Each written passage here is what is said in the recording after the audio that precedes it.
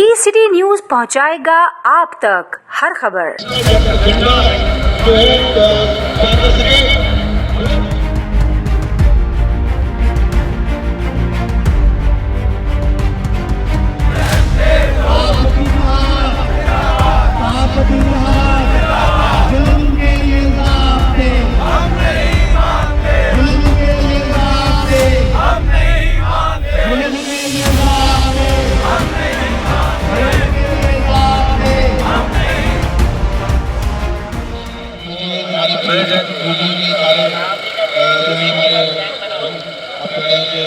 मौजूद है वो सारी गुफ्तगू आज का जो हमारा ये मुजाहरा है उसके बाद भी एक और मुजाहरा हो रहा है। इन तमाम चीज़ों का मकसद ये है कि हमें ये पैगाम दे रहे हैं कि काफ़ी बरादरी जो है वो मुतहिद है, चाहे हुकूमती जितने भी एजेंडे हों, चाहे तशद्दुद हो, चाहे तनाज़ुर जाए, अगवा कर लिया जाए, जान से हाथ धोने पड़े, लेकिन काफ़ी बरादरी जो है वो मुतहिद रहेगी। ये वो लोग हैं जो ना डरने वाले हैं, ना बिकने वाले हैं, ना झुकने वाले हैं। हर दौर में सहाबत में शर्त मारा गया, लेकिन ये वक्त साबित किया कि सहाबत हमेशा जिंदा रही।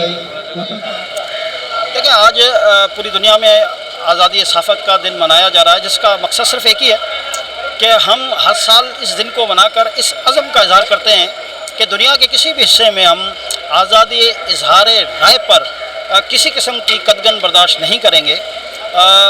आज यूएनओ में इस हवाले से एक तकरीब मुनक़्क़िद हो रही है जिसमें मुझे जाना था, लेकिन तबीयत ख़राब होने की वजह से मैं वहाँ नहीं जा सका।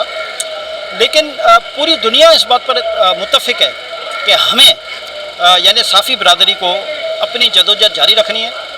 चूँकि पाकिस्तान के मुख्तलिफ़ हिस्सों में अगर आप देखें तो हर हिस्से में एक अलग आपको माफिया नज़र आती है जो सहाफ़ियों के ख़िलाफ़ इस वक्त सफ़े बंदी कर रही है। कहीं दहशत गर्दों की सूरत में है, कहीं तालिबान की सूरत में है, कहीं लिसानी मजहबी जमातों की सूरत में है, कहीं हुक्मरानों की इंतज़ामिया की सूरत में है, कहीं इस्टेब्लिशमेंट की सूरत में है। कहीं ना कहीं कोई ना कोई माफिया सहाफ़ियों को नुकसान पहुँचाने के लिए, सहाफ़ियों को खौफज़दा करने के लिए, सहाफ़ियों को उनके हक़ राहदही के इस्तेमाल के लिए दबाने की कोशिश करती है, खौफज़दा करने की कोशिश करती है। तो आज के दिन हम उन सबको पैगाम देते हैं कि उनके तमाम अज़ाम नाकाम होंगे और साफ़ी बिरादरी अपनी हिम्मत से, अपनी जुर्रत से, अपनी बहादुरी से इसी तरह अपने फ़राइज़ अंजाम देगा और अपने लोगों को हक़ाइक़ से आगाह करता रहेगा। आज आलमी सहाफ़ियों का दिन है और उसमें आज हम देख रहे हैं कि पाकिस्तान इस वक्त सबसे ज़्यादा ख़तरनाक मुल्क है सहाफ़ियों के लिए।